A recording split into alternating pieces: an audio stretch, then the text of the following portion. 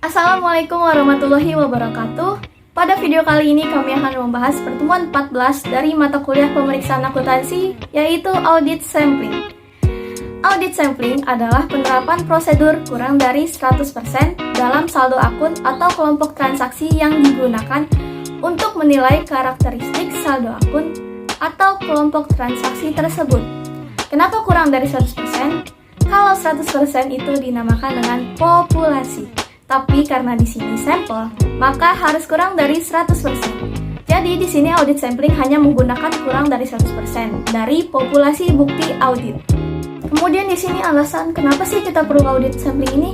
Yang pertama di sini dalam proses audit itu auditor mempunyai keterbatasan waktu, tenaga, dan biaya. Bisa saja auditor itu memeriksa semua bukti transaksi dalam satu saldo akun, tetapi itu akan memakan waktu yang lama dan biaya yang lumayan banyak. Laporan auditor independen yang tepat waktu adalah 90 hari sejak tanggal tutup buku. Di luar dari tanggal tersebut, sudah disebut sebagai audit delay. Berarti bila kita menghitung 90 hari sejak tanggal 31 Desember, maka tanggal 31 Maret menjadi deadline laporan auditor independen. Hal ini membuat terasa sekali peak season di kantor akuntan publik, terutama bulan Januari sampai dengan bulan Maret. Peak season sendiri sudah dimulai dari bulan November minggu kedua sampai 30 April pelaporan SPT badan, dan puncaknya di bulan Januari sampai dengan Maret. Kemudian yang kedua di sini alasan mengapa kita perlu audit sampling, yaitu karena hasil pengujian atas sampel tidak akan berbeda dengan pengujian atas populasi. Lalu yang ketiga, validitas pengujian atas sampel dapat diuji secara ilmiah dan bisa diterima secara umum. Kemudian yang keempat, praktik sampel telah berlaku umum dipraktikkan pada sebagian besar keputusan ekonomi, bisnis, sosial, dan politik.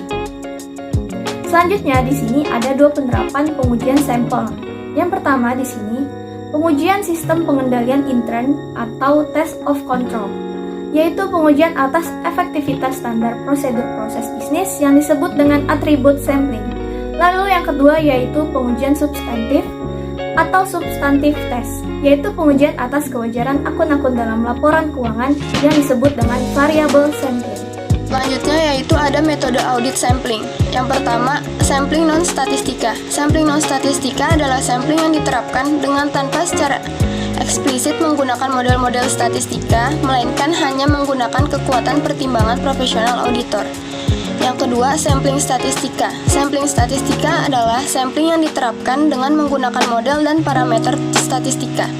Pertimbangan profesional tetap digunakan tetapi dalam skala yang terbatas.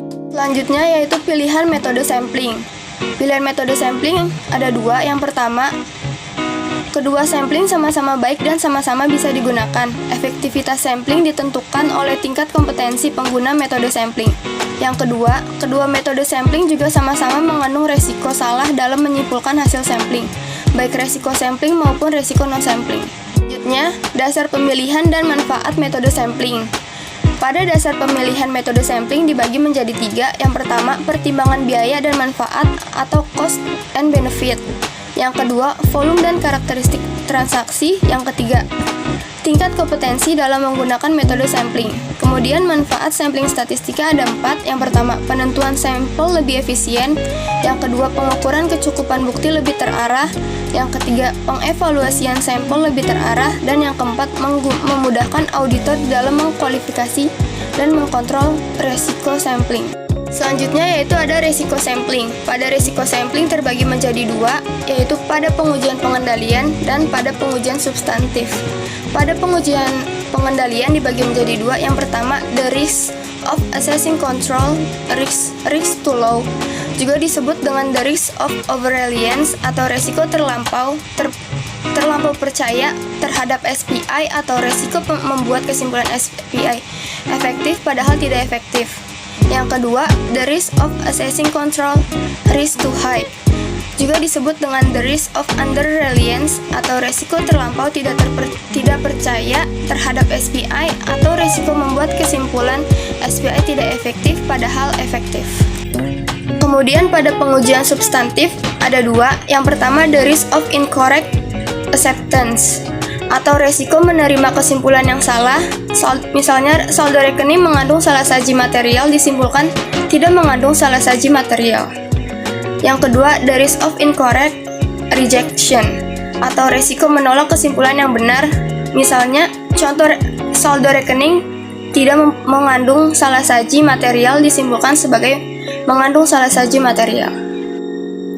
Risiko non-sampling atau non-sampling risk adalah risiko dalam pengujian sampel yang tidak disebabkan oleh kesalahan dalam pengambilan sampel. Seorang auditor mungkin melakukan prosedur untuk semua transaksi atau saldo dan gagal untuk mendeteksi salah saji yang material. Risiko non-sampling termasuk kemungkinan memilih prosedur audit yang tidak tepat untuk mencapai tujuan tertentu. Sebagai contoh, pengiriman surat konfirmasi atas piutang yang tercatat tidak dapat diandalkan untuk menemukan piutang yang tidak tercatat. Risiko non-sampling juga muncul karena auditor mungkin gagal mengenai salah saji yang ada pada dokumen yang diperiksanya. Hal yang akan membuat prosedur audit menjadi tidak efektif walaupun ia telah memeriksa semua data. Dua penyebab risiko non-sampling yaitu 1. Kegagalan auditor untuk mengenali pengecualian. Kedua, prosedur audit yang tidak sesuai atau tidak efektif. Risiko non-sampling dapat dikurangi dengan perencanaan dan pengawasan yang memadai. Sumber-sumber risiko non-sampling seperti kesalahan manusia atau human mistake, seperti kegagalan mendeteksi kesalahan dalam dokumen.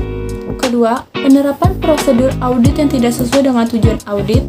Ketiga, kesalahan dalam interpretasi atau menafsirkan hasil sampel. Keempat, kesalahan karena mengandalkan kepada informasi yang salah atau keliru dari pihak lain seperti kesalahan jawaban konfirmasi. Atribut sampling adalah pengujian sampling untuk aspek. Pengujian hanya digunakan jika terdapat bukti dokumenter dalam pelaksanaan prosedur pengendalian seperti prosedur otoritas, dokumen dan catatan, dan prosedur pemeriksaan independen. Kegunaan atribut sampling untuk memperkirakan tingkat deviasi atau penyimpangan dari pengendalian yang ditentukan dalam populasi. Atribut sampling umumnya hanya digunakan pada saat dilakukannya pengujian tambahan untuk mendukung lower assessed level of control risk, tingkat risiko pengendalian yang dinilai lebih rendah. Tabel ukuran sampel untuk menentukan berapa sampel atau jumlah sampel. Pada gambar ada tabel ukuran sampel untuk populasi 35.000 unit. Tabel pertama adalah menggunakan 5%, risiko terlalu mengandalkan pengendalian internal. Jadi, expected population definition rate atau tingkat harapan penyimpangan populasi. Kolom selanjutnya yaitu tolerant definition rate atau tingkat deviasi yang dapat ditoleransi. Perpotongan antara kedua kolom adalah jumlah sampel yang akan diambil atau ukuran sampel yang akan diambil. Contoh soal. Auditor menetapkan tujuan audit adalah meyakinkan bahwa setiap pembelian telah diotorisasi dan dilengkapi oleh dokumen pendukung. Sehingga populasinya adalah faktor pembelian. Risiko menilai risiko pengendalian internal adalah 5%. Artinya auditor meyakinkan bahwa 95% pengendalian internal berjalan dengan baik dan dirancang dengan baik. Risiko penyimpangan pengendalian atau TDR ditoleransi yaitu sebesar 7%. Artinya, auditor bisa menerima penyimpangan penerapan pengendalian di populasi.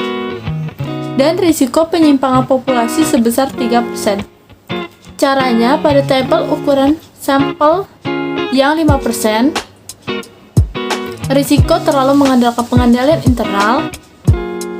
Di situ ada tingkat deviasi yang ditoleransi adalah 7% dan tingkat penyimpangan populasi adalah 3%. Maka, dari tabel sampel yang 5% tersebut, jumlah sampel adalah 129 faktor pembelian. Tabel ukuran sampel untuk menentukan berapa sampel. Pada gambar, ada tabel ukuran sampel untuk populasi 35.000 25.000 unit. Tabel kedua adalah menggunakan 10% risiko mengandalkan pengendalian terlampau rendah. Jadi, expected population deviation rate atau tingkat harapan penyimpangan populasi. Kolom selanjutnya yaitu tolerable deviation rate atau tingkat deviasi yang dapat ditoleransi. Perpotongan antara kedua kolom adalah jumlah sampel yang akan diambil atau ukuran sampel yang akan diambil. Metode pengambilan sampel.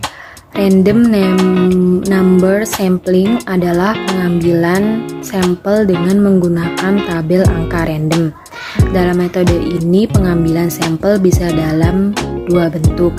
Yang A, sampel without replacement, yaitu angka yang sama tidak akan diganti dengan angka lain dalam tabel angka random. Yang B, sampling with replacement, angka yang sama akan diganti dengan angka lain dalam tabel angka random. Systematic sampling. Yang pertama, systematic sampling adalah pengambilan sampel secara sistematis dengan kelipatan atau interval angka tertentu. Misalnya kelipatan 10, yaitu 10, 20, 30, 40, dan seterusnya. Kedua, angka interval yang dilewati disebut dengan skip interval. Angka interval dapat dihitung dengan cara membagi populasi dengan jumlah sampel. Sehingga jika sampel sebanyak 40 unit dan akan diambil dari populasi sebanyak 200 unit, maka skip interval adalah 50 unit, yaitu pembagian dari 2000 unit dibagi menjadi 40 unit menghasilkan 50 unit tadi. Yang ketiga, selanjutnya titik awal dari pemilihan sampel adalah nomor sampling yang unik yang jatuh pada rank antara 1 sampai 50 pada tabel angka random. Systematic sampling. Pertimbangan kualitatif dalam pengujian sampling. Penyimpangan harus dianalisis penyebabnya, termasuk pengaruhnya terhadap keandalan informasi yang berkaitan. Penyimpangan yang bersifat sistematik akan berpengaruh besar terhadap objek pemeriksaan. Baik, sekian pembahasan kami di pertemuan 14 mata kuliah pemeriksaan akuntansi. Kurang lebihnya mohon maaf. Wassalamualaikum warahmatullahi wabarakatuh.